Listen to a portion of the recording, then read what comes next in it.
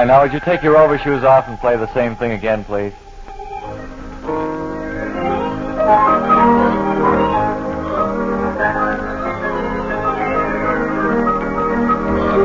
Well, good afternoon. It's Matinee with Bob and Ray again. Gay half-hour variety show with music by Ken and Bill. Charlie Burgoyne at the controls.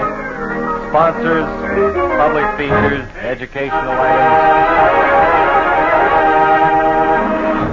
and various things like that. Well, we should explain that we're back to our usual location here in the studio today. Things are much better today. I understand there's quite a beef about that. Yes, Mr. Wilson beefed about the location. And can you imagine that his complaint was this, Bob? He couldn't see Bill Green. Can you imagine that? That's good. Well, it's one of them things. It's I suppose it is, but we're back in our old home ground now today. And we could lick the starch out of any invader, don't you think, Bob? I believe we could, sure thing. Lock that door, man. Batten down the hatch. You know what I'm very anxious to find out is what happened to Terence O'Raffigan. I got a late bulletin for you. His name is Lawrence McGaffigan. Lawrence McGaffigan. I had it pretty close. And, I think we should find out right away how he's making out tracking down that band of criminals. I don't. Well, he left him in a very tough position yesterday. He was pushed into the drink. Yes, but they had pulled him out. They had pulled him out, and the complete police force of big city metropolis. We got it. We got it over here. No, I never repeat very I got it. I sent him along to the Saturday Evening Post. They use him as fillers. He's known as Franklin P. Jones. Certainly. To some people. But, friends, my big reason for being here today, of course, is to talk to you about snow and what it means to us in this atomic age and how we can put snow to work for us. A brand new medium of energy. Snow is so much and so good and so white that we should be able to do something with it. This morning at my laboratory, I was talking with my assistant, Mr. Carl Crublett, who you all remember is the man who developed... What did he develop? Do you recall? Carl Crublett? Believe what it was. No, he didn't. Yes, I believe he did come up. Yes, he did. That's as good as anything. What? Fire escapes for boats. Oh, I don't know. It could be something, but we won't go into it, and I won't even bother with snow as an energy. I think we should look in on Terence O'Raffigan. What was his name? Lawrence. Let me write it down. Lawrence McGaffigan. McGaffigan. Cop.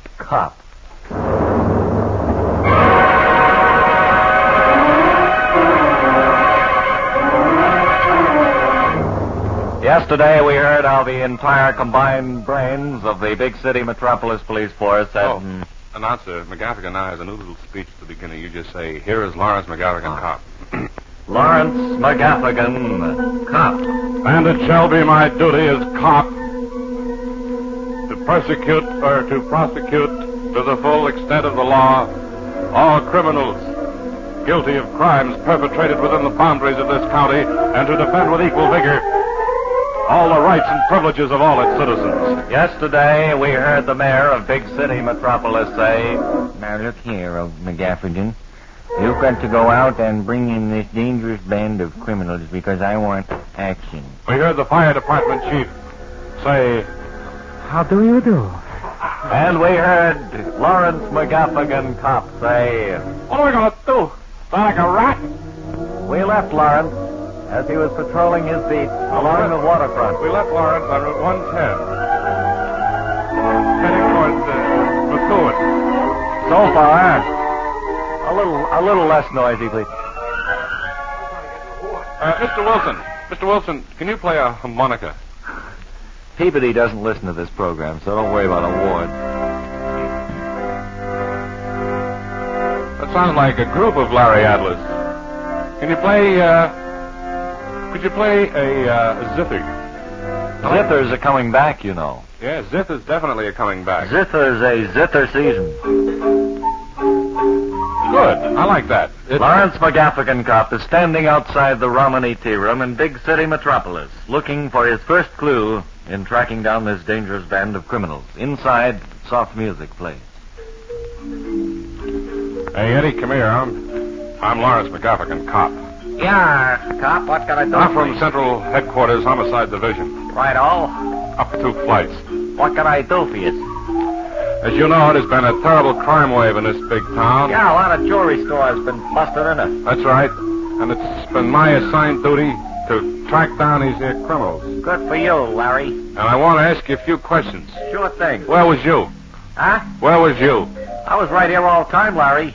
I didn't do it. Well, I didn't do it, really. I didn't do it. Better come along with me. I don't like your look. Okay, then. I'll come along with you. I got to try everything. Okay.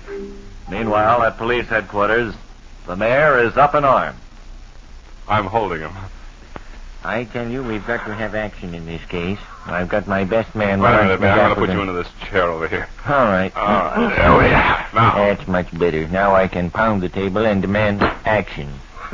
I've got my best cop, Lawrence McGaffigan, on the case. You call me, He Mayor? should be in any time with I'm here, the Mayor. latest report of Mayor. what he's been doing. Man, don't you remember me? I expect a knock on the door any moment from Lawrence McGaffigan, cop. Man, I'm There it here is all the now. time. He Must doesn't have see been me. Lawrence McGaffigan, cop. Come in. Come in, whoever it is. Oh, it's you, McGaffigan. Oh, yes. I thought I was a ghost there for a minute. Have you turned up any new clues in this hunt for this dangerous band of criminals? I want action.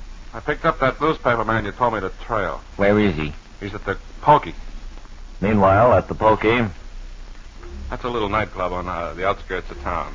two men talk in excited whispers.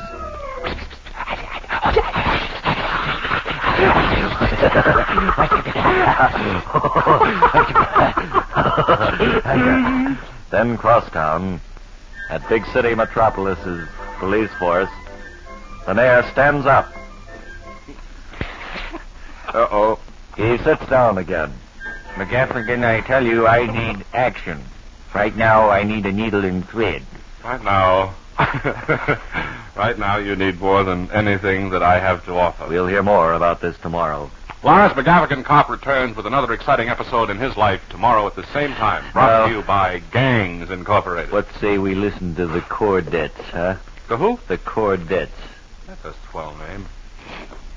Chesterfield satisfy women and men. Chesterfield over and over again. Milder, much milder, all smokers agree.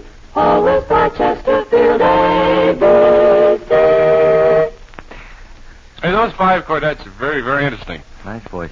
They're all girls, as you probably gathered, friends. That's why they didn't have a baby. Four of them? Oh, four?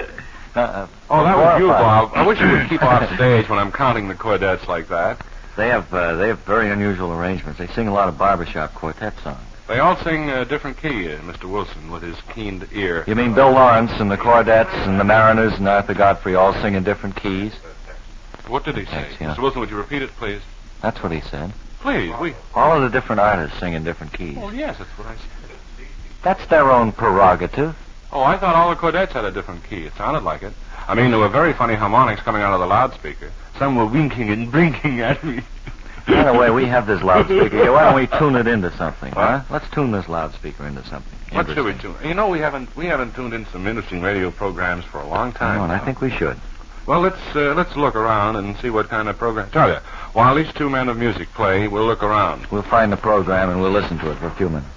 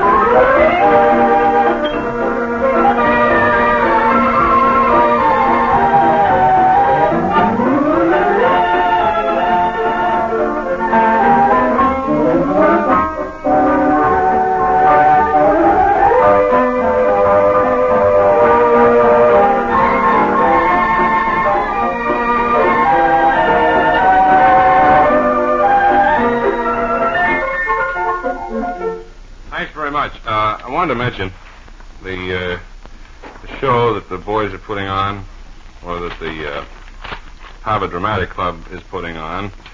Let me see, 5 nights, Tuesday, December 13th, and it will extend through Saturday, the 17th of December. They're putting on a modern English version of Antigone. Antigone, you remember him? Oh, yeah, we all remember him. They're putting on this here Antigone, which... Married to Uncle Gunny. Yes, which Catherine Cornell did on Broadway several years ago. Now, these here Harvard Dramatic Club Sturleys are going to put it on for 5 nights, starting Tuesday, December 13th, and extending through Saturday, the 17th of December. The curtain goes up at 8:30, so be sure and get there about 9:45, everybody. The tickets sell at $1.80 and $1.20. How much are the tickets, Ray? $1.80 and $1.20. Okay. It's being given in Sanders Theater, which is part of Memorial Hall. And to quote Harry Flynn, that's the monstrosity of a building across from the College Yard on Kirkland Street. Thank you and good night. Today, an auspicious occasion in the music world. An auspicious occasion on Matinee with Bob and Ray. This auspicious occasion will come to a head. We need some fanfares for this. Quiet, everybody. Light music for this, as a matter of fact. This is a yearly event that everyone in the music business waits for with anticipation. And bated breath.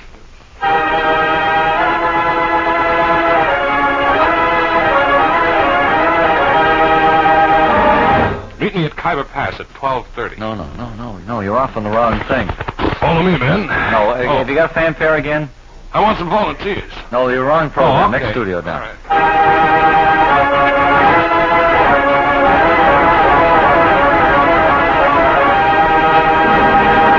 Captain, we've sighted land. No. Not one of those. But, Christopher, I'd better this is a new country. I'd better It's just America. introduce this, I think. What? I better just get going into this because we have a lot of ground to cover. We certainly have. This is the Bob and Ray selections of the 1949 All-Star Popular Orchestra. Thank you, Dick.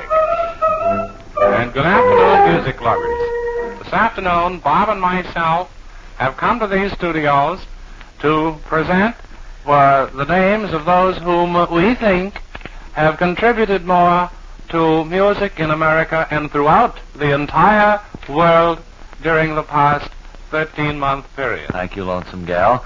Our selections for the members of All-Star Orchestra. Number 1 for piano, we pick. Johnny McAteer. We love the way he plays his piano. Right. Now, the violin section will include Guy Lombardo and Evelyn. the bass section. First bass, Skinny Ennis. then second base we'll have Dizzy Gillespie. And at shortstop, Vern Stevens. Then on guitar, Al Raleigh. Saxophone, the entire saxophone division of the United States Marine Band, every single one of them. Bless them, they've been grand. Bugler, Homer Plunkett from Troop 9. He had a hard fight, but he made it, and he will be in our Honorable all-star band. mention on that bugle, Lyle Gum. Right. And the trumpet section will also include such notables as Tommy Tucker. Arranger, Cyril Blood. Right.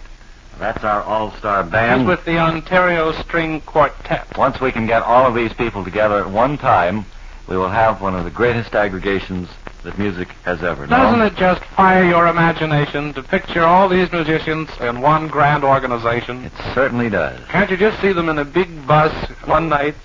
Well, not exactly, no, but maybe they will. Let's hope, friends, that band will get together sometime. Right, and all of you musicians that we mentioned, all of you who want to pick up your Bob and Ray Silver G. Clef Awards, just call here at the station. We're awfully sorry that all of you fine musicians who wrote into us begging that we put you on this All-American band, that we didn't have room.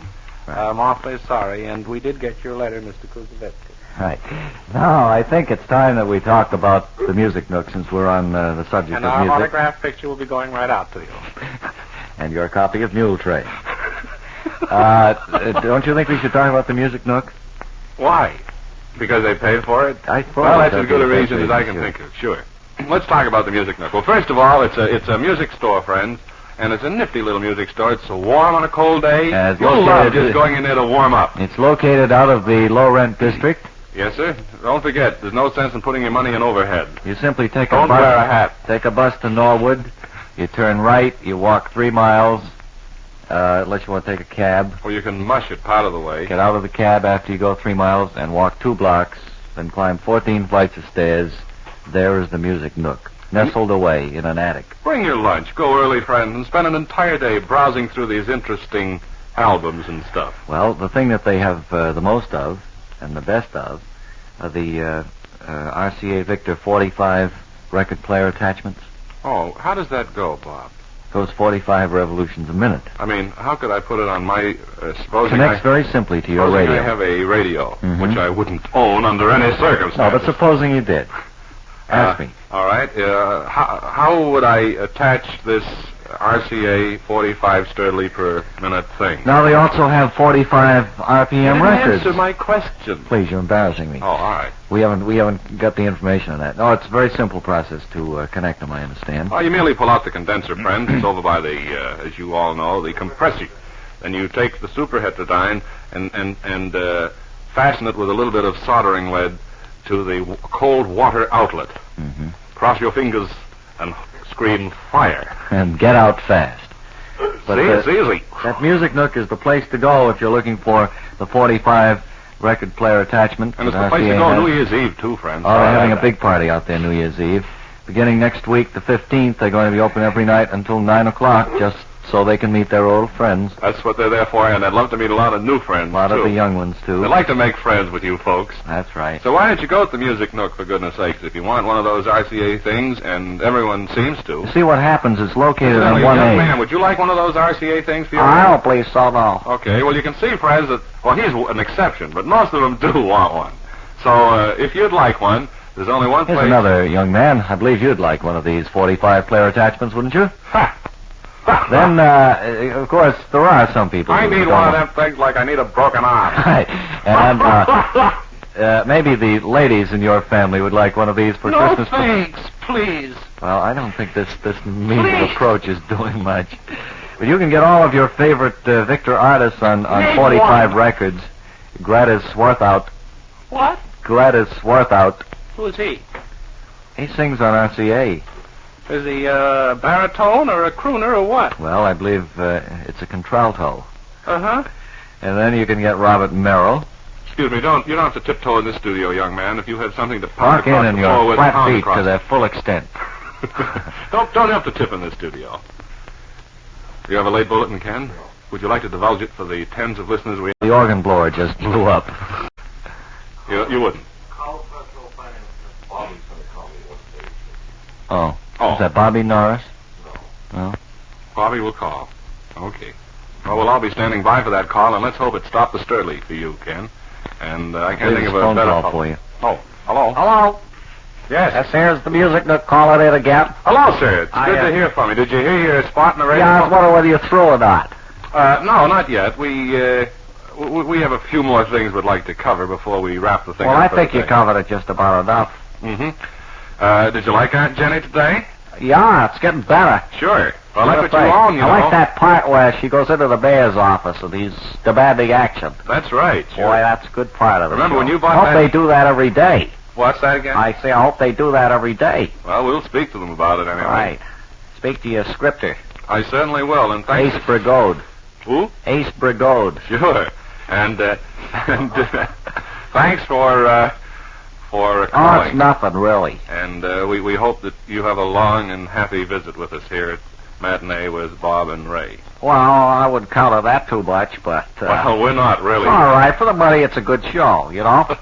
All right. Hey, Thanks. it's not costing me too much. No, it's a nice I little figure I tight could time. build up a lot of goodwill out of it. Mm-hmm. What the heck? Sure. All right, sir. Thanks. But, I mean, it's okay. Well, that's the idea we had. Now, tell me, how are your RCA 45? They're all fine. Fine. Good. They asked for me? Yeah? Want to be remembered to you. Good. Right all. Well, now, will you hang up? This is costing me money. I understand. Yeah, you want well, to call collect. it is a collect call, but I figure that's okay. Oh, well, it is. That's I mean, fine. Sure. Sure, we're not complaining one iota. Right. If you get time, you might mention I wear a bow tie all the time. All right, sure. We'd Sure. tickled to. But you don't need to. I mean... Well, look, I better hang up inasmuch as this isn't... How's the family? Fine. They're all asking for you. Well. Sure. My wife was wondering how your RCA 45s going. Fine. They want to be rented to her, too. Good. All right. So thanks. Got all the artists out here on those 45 records, you know. Yes, of course. Sure. Bye. Huh? I said goodbye. Oh, yeah. Well, call again, will you? Yes. I mean, let's be friendly about this thing. Sure. Keep Bye. in touch and everything. Bye, sir. Right. Well. Bye. I've hung up, sir. Oh, excuse me. I didn't read that line there. It said goodbye. All right. Now then. Till next time. Goodbye. Incidentally, Ken, I have had just ones of requests to sing the last mile home. Well, why don't you do that, and I'll leave the studio. I won't answer that request because it was written by my little boy and it was his first letter. We don't have it here in the studio. I tell you what, I'll sing it tomorrow because then we have tens of listeners. You mean we can look forward to it tomorrow? I'm going to use it as a cliffhanger or a teaser so that everyone will be sure and tune in. Oh, so boy. call all your friends and relatives and tell them to be sure and tune in tomorrow when I sing The Last Mile Home. That's all I can sing now, friends. It goes something like that. The music goes something like that. So until then, it's been grand talking with you out We're there. not through yet. Oh. No, we got another 7 minutes or so. Oh, and stop the music. I've got to go down and get that can of beacon wax so we can talk about it. And we want to fix the floor today, too. Mm-hmm. You go get the can of wax, and Ken Wilson and Bill Green will play a little music for us. I Never See Maggie Alone.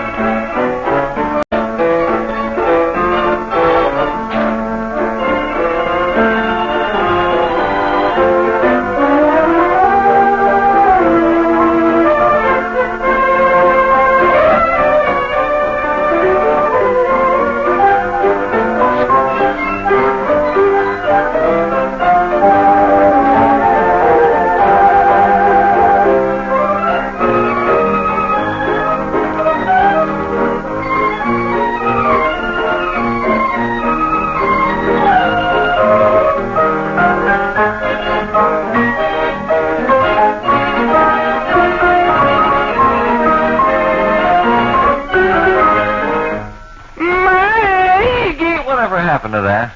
Well, whatever happened to it wasn't bad enough. But it was a wonderful song, and incidentally, Bob Clayton was the first one to spot the musical, I don't know how to describe it exactly, the musical content of that marvelous composition, and he zoomed it to national prominence. I think we should salute him publicly here and now. Now, do you have an off-chord key there?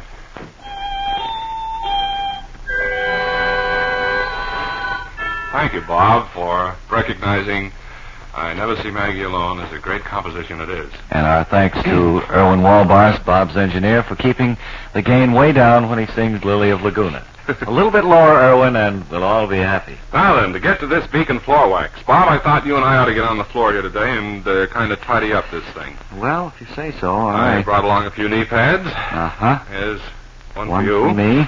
And One for you. One for me. One for me. One for you. One for you. One for for me. you. And One for you. Now, they're One all for me. Wait, there's one more coming for me. Oh, that's right. There it is. And that's all. Now we're Okay. all set. Now then, if you'll give us a little more mic cord, we'll get down on the floor here. I'll open this can here. It opens up very easily, Bob. No, let me try it now. Oh, now I'll open it. Oh, we better give it another.